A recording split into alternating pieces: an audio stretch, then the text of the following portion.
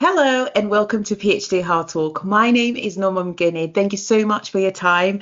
I am so excited to talk to you about your research. Could you please introduce yourself, your university, and your research title, please? Sure. My name is Kiegan Lloyd. I'm a doctoral student in educational foundations in the College of Education at the University of Saskatchewan, and that's in Saskatoon, Saskatchewan, Canada.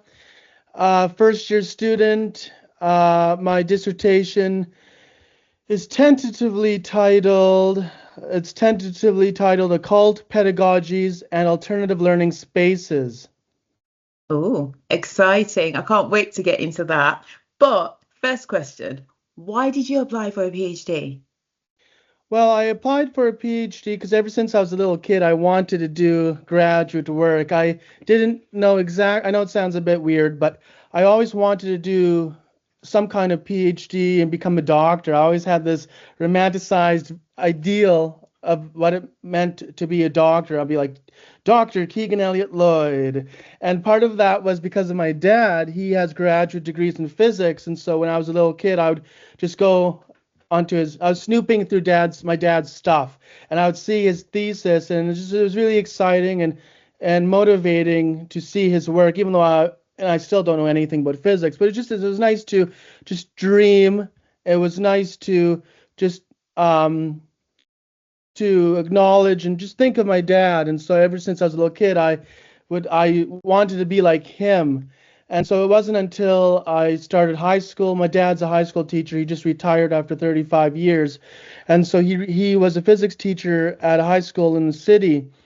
And I always wanted to be like dad, and I had to reconcile the fact that, well, I'm not going to be like dad. I only have a grade 11 I'm math. currently in my third year of my PhD research at the University of Galway. I am in the civil engineering discipline, and I come all the way from South Africa. So I have relocated with my daughter here in Ireland. And I've had different ideas of what I'm going to do after my PhD. I do come from an academic background where I've worked in higher education for 10 years in South Africa and now 3 years here in Ireland. But we don't know. Maybe research might change my mind.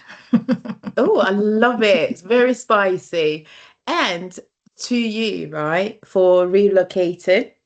I've got some questions in terms of that, but before we get there, we'll Okay. ask the obvious question.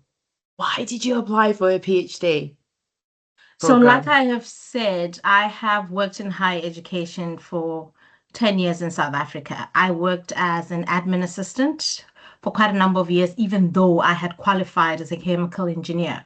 So, the dynamics in South Africa is that it's not always guaranteed that you'll get employment after your graduation. So, I was unemployed for a year and a half. But then I was like, I can't just sit and fold my hands and expect a chemical engineering job to fall on my lap. So, I can still develop skills while I wait for the big job. So I worked as an admin assistant, and then I finally got a position 8 years after graduating my qualification as a laboratory technician in the same department where I studied, where now I was responsible for demonstrating the theory that students got from other courses in practicals, where they can now see what evaporation is, they can now see what distillation is. But then again, I come from a mom who has four honors degrees, two masters, one of them is an MBA, and she graduated her PhD at the age of 60. So when I got my first qualification, she was like, no, you're not yet my daughter. And she's worked in higher education almost all my life. So I had to live up to her standards as well. And I wanted to actually transition from a technical position to an academic position. And PhD was the natural progression. And me, but I didn't understand. I was just a kid. But she'd always say, "What would Jesus do?" And so that kind of phrase always kind of stuck with me through, like not always, but but throughout some parts of my schooling, that kind of negative diatribe or that phrase kind of stuck with me. And so that's part of it. The other story is my really, really, really, really close family friends. Particularly he's 95 or 94, maybe 96. He's really old. He's quite up there. His name is Jai Ram. but he's a Freemason, and ever since I was a Ah. little kid, he would wear his Masonic ring, and I'm like, Jai, can I have your ring?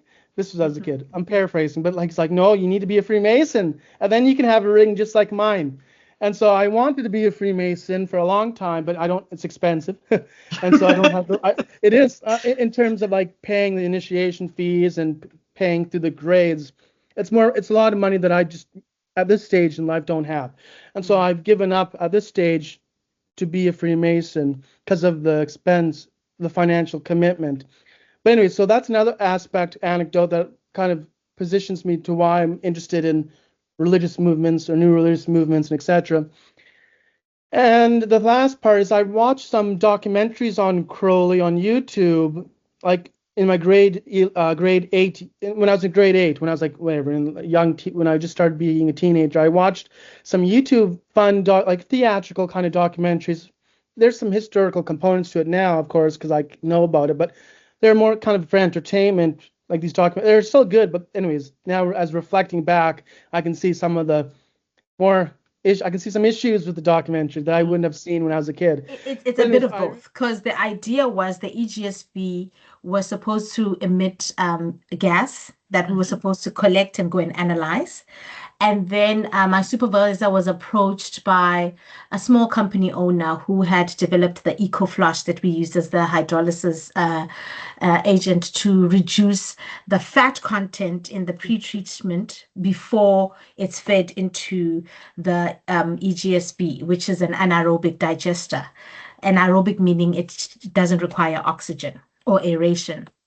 So now, adding at first we assumed that when adding the EcoFlush, it has to for it to be fed into the anaerobic, there shouldn't be any aeration that takes place. But then we realized that no, there was still sludge that was coming up at the top, and there was no gas that was generated. So what was interesting is that when you added the EcoFlush, it actually minimized the amount of CO of methane that was generated. So we collected nothing. So that had to change our methodology. We collected zero. And because we were like, is there something wrong with this machine? No, there was no gas that was being produced.